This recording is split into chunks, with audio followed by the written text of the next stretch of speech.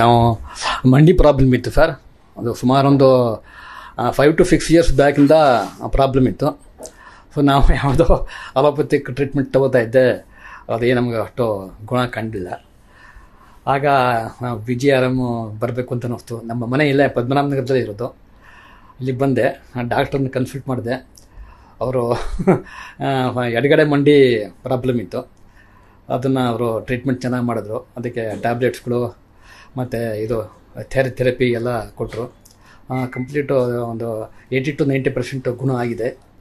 ಆಮೇಲೆ ಸ್ವಲ್ಪ light gastric problem ಇತ್ತು, ಅದಕ್ಕೂ ಟ್ರೀಟ್ಮೆಂಟ್ ತೊಗೋತಾ ಇದ್ದೀನಿ. ಅದರಿಂದ ಅದು ಪರವಾಗಿಲ್ಲ, ಒಂದು 60 to 70% ಗುಣ ಆಗಿದೆ.